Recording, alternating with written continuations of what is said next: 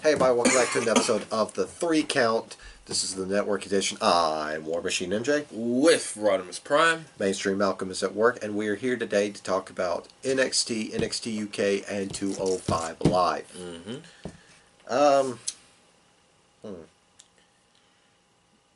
Kind of a mixed bag this week.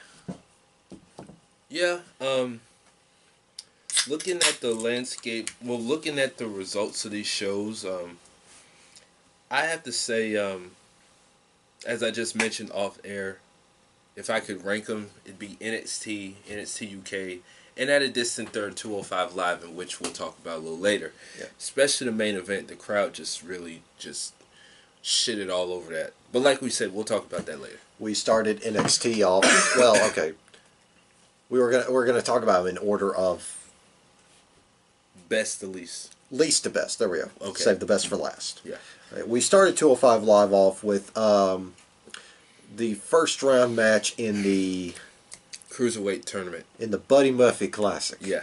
Buddy Murphy, speaking of him, he's decided to take a vacation. He said, well, I deserve it, and rightfully so. He said, I'll be waiting for my opponent.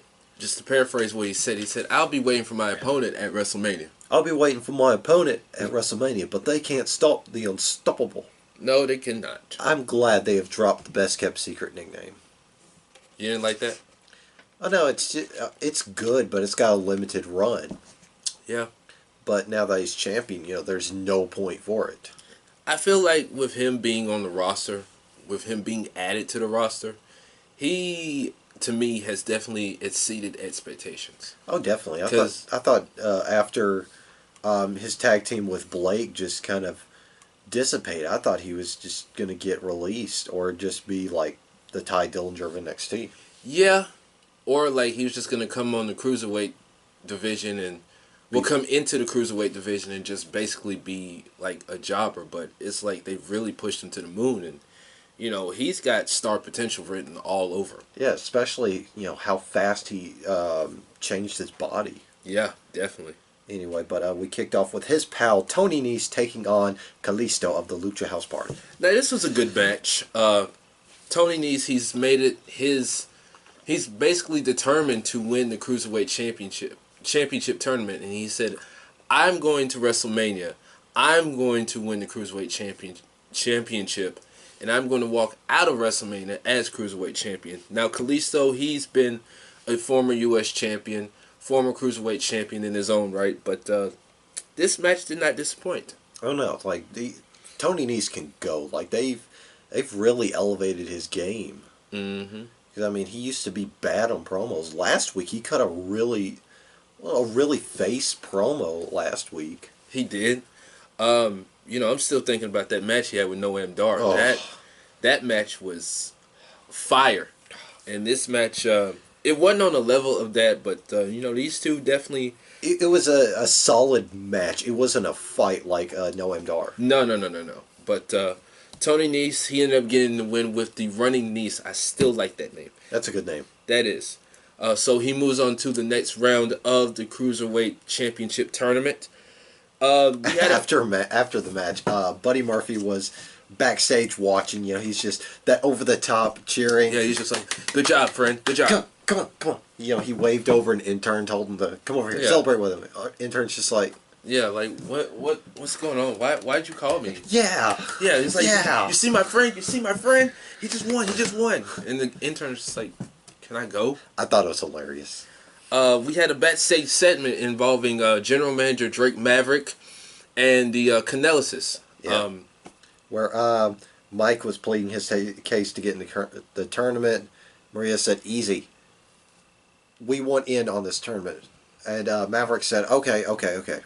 You're going to have a match next week. Yeah. But he didn't say if he was going to be in the tournament or not. Yeah. He just said, look, go home. I got this. You got a match next week. I can't reverse the decision of the match. You had a really good match. And Mike's wife, Maria, was just like, this is going to be the match that everyone is talking about. Okay, sorry. And I'm just... sorry, I forgot his first name when you said Mike. I was like...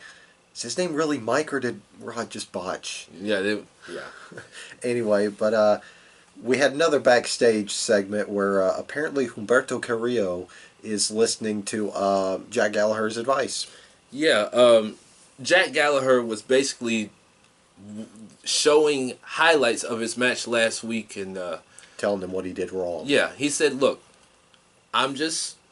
It was basically a teaching slash coaching. You Moment. didn't do anything wrong, but next time do this. Basically, that's what it was. Yeah, he was like, "I'm not mad. I'm just saying, do this better next time because you did that wrong last week." Yeah. But he basically said, well, you know what? Watch this next match. Take notes because it was Drew Gulak taking on the Brian Kendrick. Oh boy. Okay, before we get into this, the Brian Kendrick, great. He's fantastic. Yes. Drew Gulak, phenomenal. Yes. They did not deserve that kind of reception that they got. I mean, they played the narrative that the Brian Kendrick has never ever had a match at WrestleMania. Honestly, I can't even remember if he really did. No, and if he did, it was like pre-show. Yeah. Back when their pre-shows were dark matches. Yeah.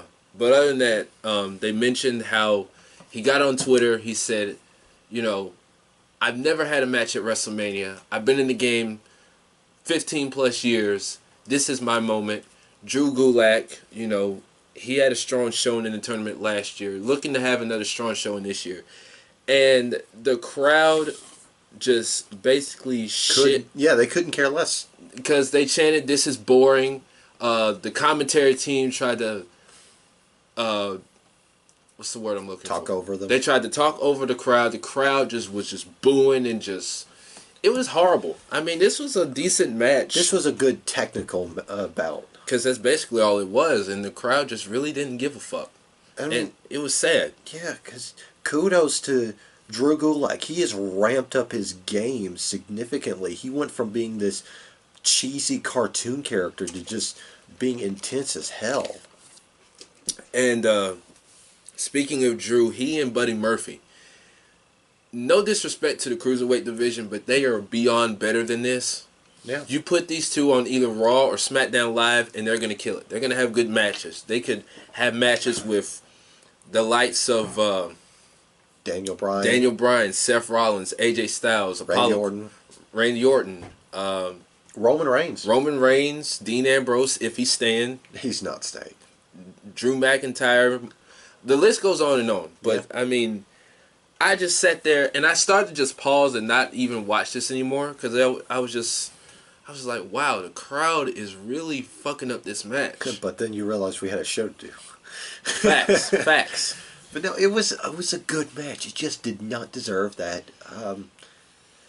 reception. Yeah. Maybe if they put it on first. Who knows? But anyway, Drew Gulak won by submission with the Gulak.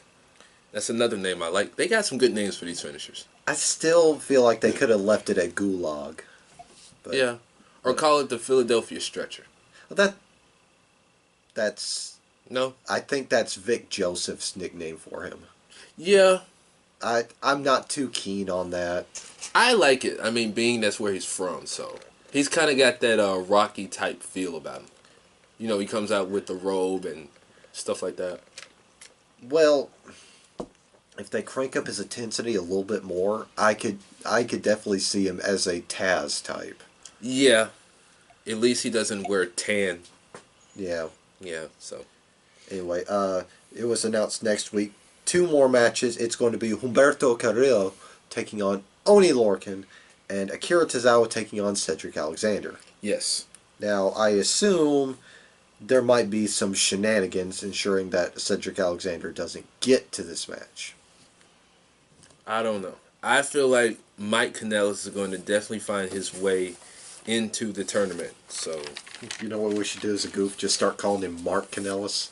Yeah. And then we call the other coffee bro Mike Kanellis. Oh, damn it. Mike Coffee. I fucked up my own joke. Yeah. But yeah, we should start doing that. Anyway, let's move on to NXT UK. Before we hit NXT UK, apparently there's a couple of injuries for the UK roster. Mm-hmm. Don't know how severe that is. And also on that injury list is a Drew McIntyre. Drew McIntyre? Yeah. What's his injury? I don't know. He took like a rough hit during a house show, and they ended the match quickly and threw up an X. Uh, But yeah, also on that list is Noam Dar, who I think it was his knee. oh, I saw in the tapings where he took on Mark Andrews, and I think it was Okay, yeah, they knocked each other out. That was it. yeah, I think it was on a reverse run or something like that. Yeah, and they just kind of knocked each other out. Yeah, and they threw up. Yeah. But hopefully both are okay. Yeah, because apparently they were planning on putting Noam Dar on the UK roster. Yeah, I think he's made it.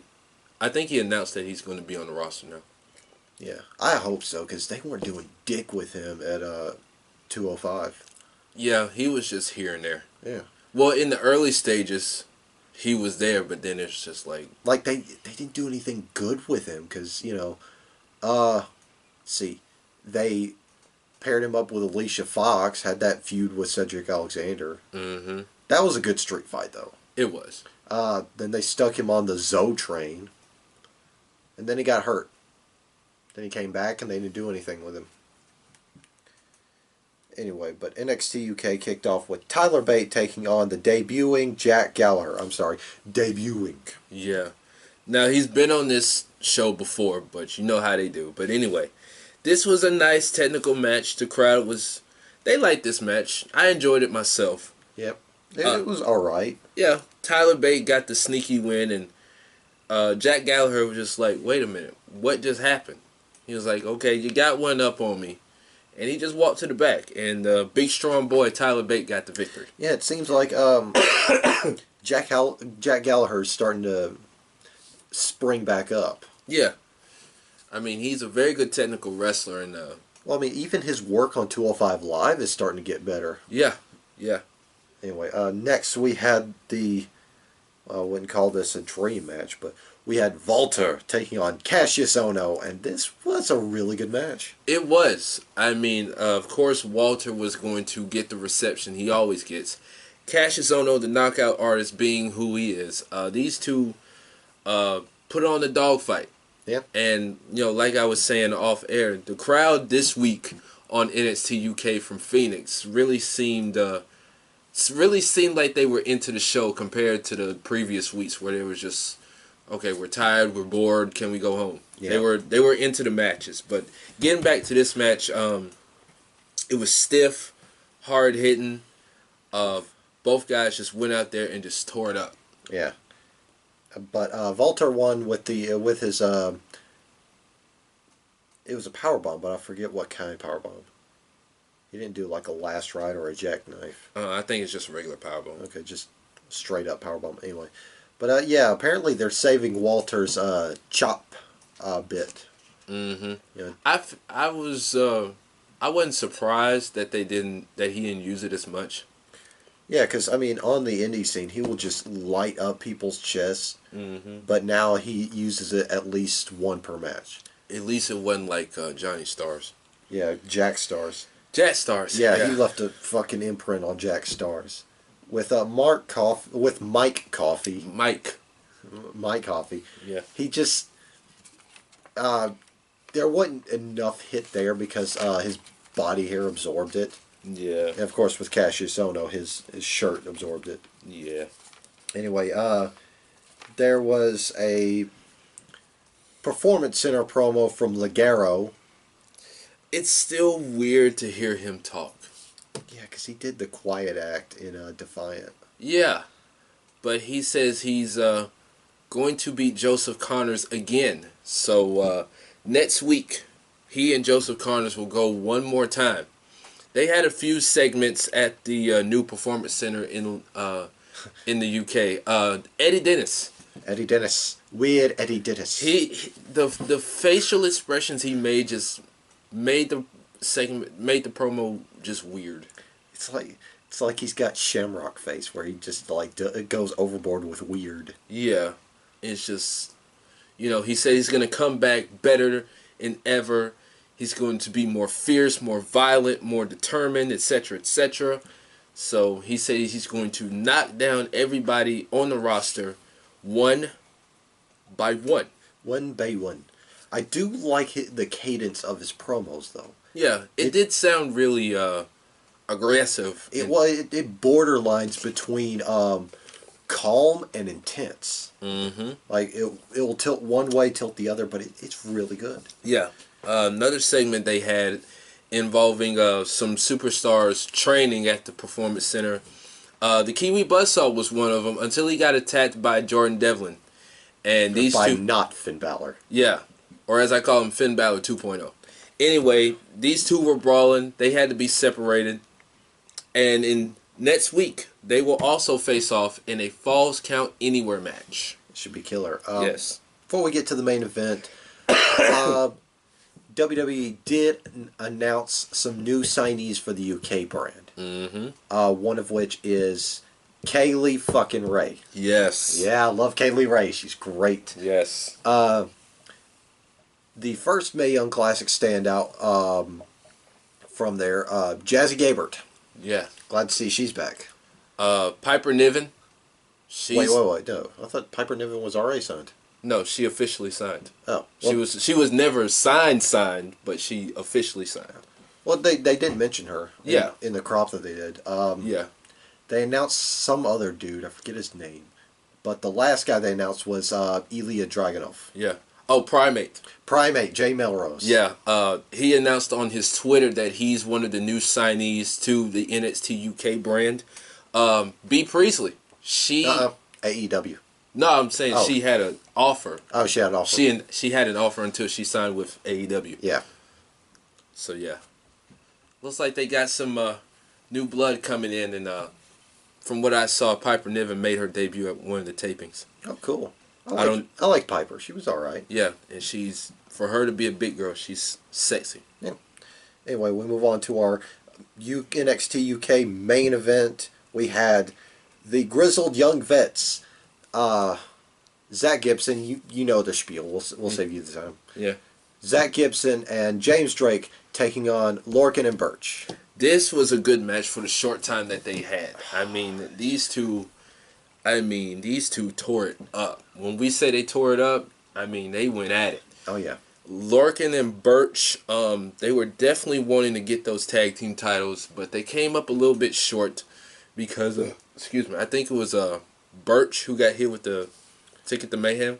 Yeah, I believe so. Yeah. I don't know. I lose track since they're both bald. Yeah, because one's American, the other one's British. The main difference, like, they go blur speed basically. Mm-hmm. But the main difference you can catch from them is Birch is Tanner. Mm-hmm. But yeah, one of them ate Ticket to Mayhem. 1, 2, 3. GYV is still tag team champions. Yes. So this show was pretty decent. Not too decent, but you know. It was okay. Well, it was the best out of all the Phoenix tapings. Yeah, because the crowd actually seemed like they cared this week. Yeah. Then we saved the best for last. NXT from Full Sail this past Wednesday. We kicked off the show with pep in his step and smug on his face, Johnny Gargano. Yeah, he said that he's had a bit of he's had quite the week and a half. Yeah. He won the NXT North American Championship at the Takeover show. He showed up on Raw and SmackDown. Yep. And then he lost the North American title. In his very first defense against the Velveteen Dream. The North American Dream. There you go. Out comes the NXT champion, Tommaso Ciampa. He says, look, man, we've been here. You know, we did everything we set out to do. Think about it. The Dusty Rhodes Tag Team Classic is coming up. Why not bring back D.I.Y? This don't have to be this way. Me and you, we can be champions. We could rule NXT. So why don't we put the crew back together? He stuck his hand out. Johnny shook his hand. And the crowd went ballistic. They chanted D.I.Y. Now, I didn't know if you caught it or not, but Johnny was still eyeing that belt. I saw that. Yeah, because he would look at Ciampa, and before he shook his hand, he just eyed the belt. Yeah. Anyway, and then they walk up the ramp together. Yeah.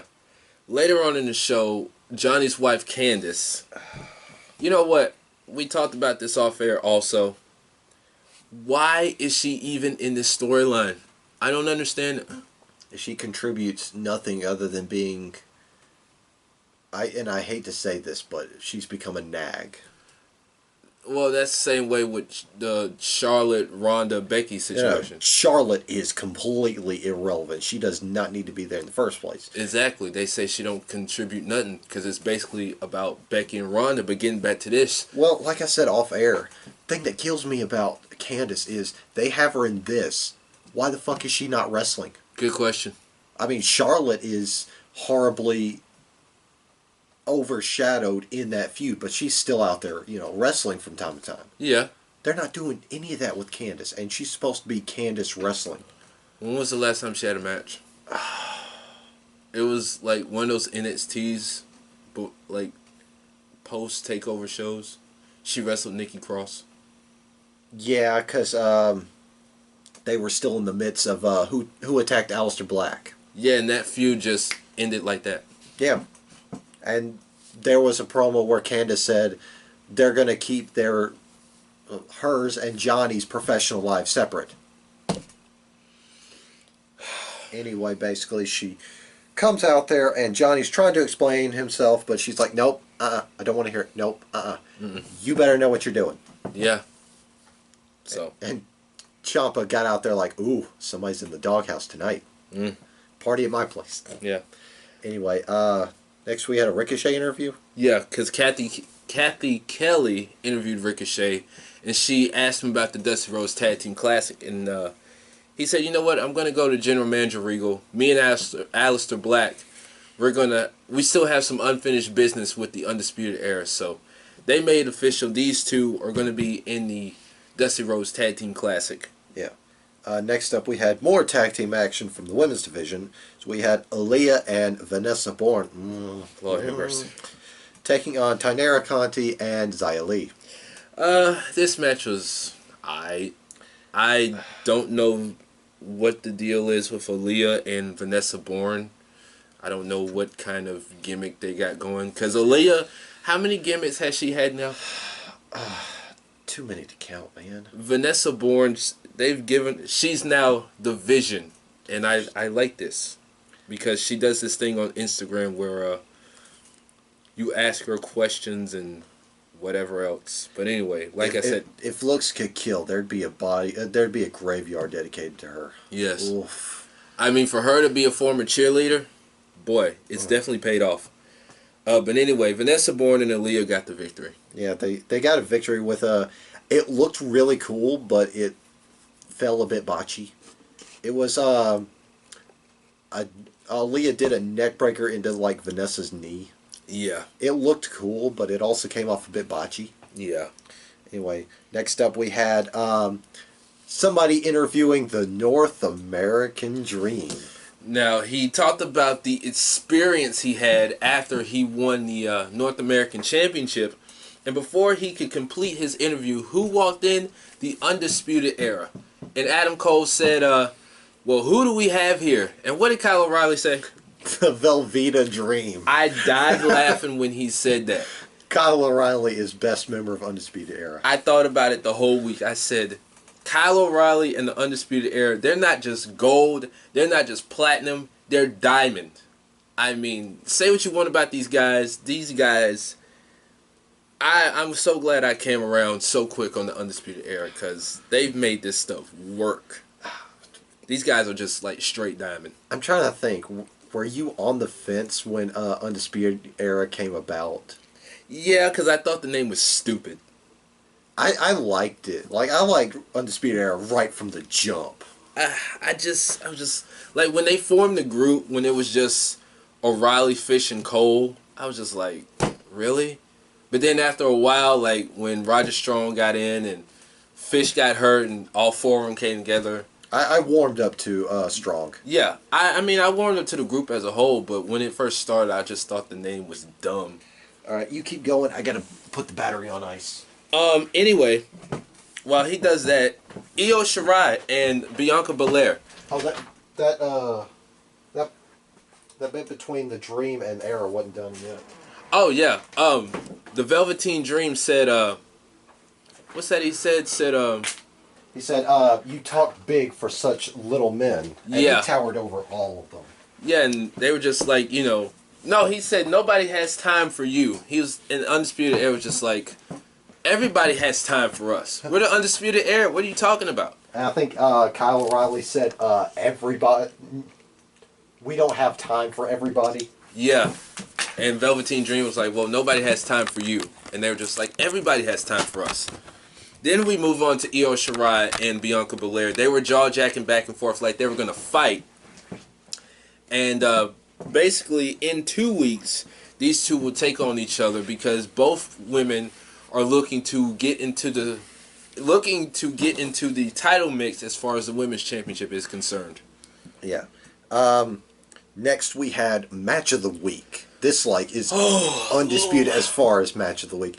It was Bask in My Glory, Keith Lee, taking on Feast Your Eyes, Donovan Dijakovic. As much as I hate this guy's name, I will give him a pass for this because this match was just, for Keith Lee to be 315 pounds or however much he is, there is no way that a 300-pound man should be doing this cruiserweight athletic type shit. I mean, now my problem with Dijakovic is they're overly complicating his name because they say Dijakovic. I don't know what to call it because the name sounds stupid. I say Dijakovic. I say Dijakovic too because it's easy. But anyway, getting back to the match, what Rod was talking about was there was this one spot where Dijakovic barreled Keith Lee up into a corner. Yeah. And got up, did a monkey flip off of Keith Lee, and Keith Lee just landed both feet on the ground. It was reminiscent of what Kota Ibushi did to Will Ospreay a few months ago. And he just looked back at him like, really? Is that the best you got? I was sitting there eating while watching this, and I was just like,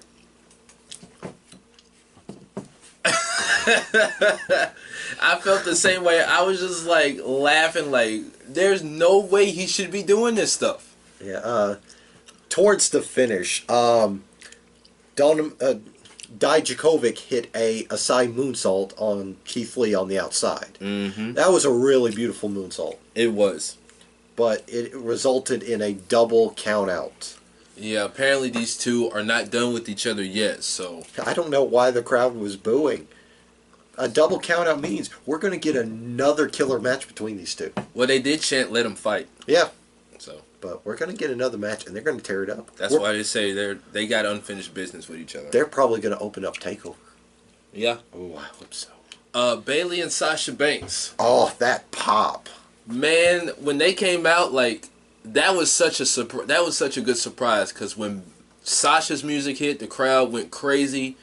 Bayley came out, the crowd went crazy, and I think Izzy was out there. Yeah, because she just started bawling. Well, no, there was a hilarious moment or a funny moment where Izzy was kind of hesitant around Sasha because that spot from that Iron Woman match. Oh, where she took her head, just ripped the bow off her head. Yeah, and Bayley goes, "Don't worry, she's not like that anymore." Yeah, so she embraced Sasha. Yeah. But yeah, they basically said we're going to defend these titles against everyone on Raw, SmackDown, and NXT, which is code for we're going to hand these belts to Io Shirai and Kairi Sane. Or Vanessa Borne and Aaliyah. I would say yes, but I feel like Aaliyah would drag Vanessa Borne down. Facts. Anyway, basically they just made the statement, said, look, you girls better step up, whether it's Raw, SmackDown, NXT, it don't matter. We're here to defend the titles. Step your game up, girls.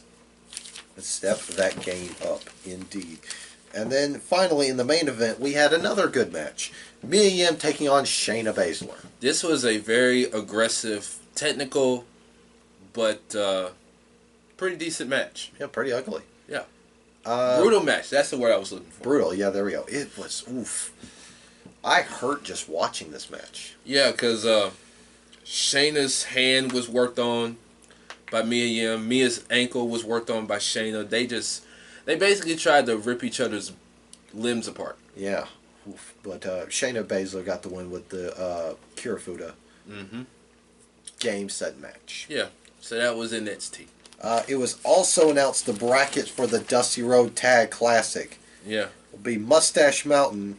You put Mustache Mountains I did. Yeah. taking on the Street Profits. Street Profits are going to lose the fuck out that match. I actually got Street Profits winning that match. I still say you're wrong. I mean, I could be, but who knows? Lorcan and Birch taking on the Forgotten Sons. The Forgotten Sons are losing the fuck out that match. They better lose the fuck out of that match. And if they win, it's probably going to be a cheap win. Yeah. Or by shenanigans. D.I.Y. taking on Undisputed Era. That's going to be a killer match. Undisputed Era is winning because, like I said, Tommaso Ciampa, he's setting up Johnny Gargano. There's no way that D.I.Y. is going to be together for long. Well, I could argue that, but because I was going to say Era could win with a cheap victory. Yeah. But anyway, and then finally, Aleister Black and Ricochet taking on Marcel Barthel and Fabian Eichner. Another good match. That should be the match of the first round. No, I think D.I.Y. Undisputed Era is going to be first round match. Yeah. I mean, all these matches are good, but I'm saying the one match... Well, all these matches will stick out, but the one match that will really stick out is Black Ricochet? Black Ricochet versus Eichner and Barthel. Because Barthel and Eichner, I'm actually glad they put these two together. Oh, yeah. They definitely work as a cohesive unit. Definitely. And Barthel just... Licensed to print money. That dude is just marketable all the way around. Yeah. But yeah, that's network stuff for this week. Stay tuned next week for both of our episodes of the 3 Count. Mm-hmm. We've also got paper preview and review of Elimination Chamber coming next week. Yep. Well, previews next week. Reviews the week after that. Mm-hmm. After we get done recording this, we are going to record vintage review on WCW World War III. I'm so ready to get this over because that pay-per-view was straight trash. 60 men, 10 ring. I fucked it up. 60 men, 3 rings, 1 winner. And this whole pay-per-view was trash, as I said. With the exception of one match that just kind of... Yeah. It was the polished turd out of the toilet bowl. Yeah. Anyway, like I keep saying, it's a good thing WWE don't do this shit. it's a good thing they brought back War Games. Yes. War Games! War Games. Anyway, as for us, don't forget to subscribe to this goddamn motherfucking channel. Hit that big red subscribe button. You know you want to. Follow us on Facebook, Twitter, and Instagram. Mm-hmm. And if you hate his opinions but love his ugly face, he has a podcast which you don't get to see that ugly face. Yes, Prime Talk with Rodimus Prime on the Castbox app. Give it a listen. Check it out. Tell your mom, dad, tell the whole world. I don't listen to your podcast. I know you don't, but you have great marketing for it. I do. I also do not have a podcast. Yeah. But you do have the War Machine Requiem. I do. I was going to use it to talk about Kofi Kingston, but they did that replacement at on SmackDown, and I can't think of what I want to say anymore. By the way, he's more than likely winning that title at Mania. Yeah, he is. He is. But all that being said, I am the War Machine, MJ. I am the one and only Rodimus Prime. We will see you guys next time. Cow.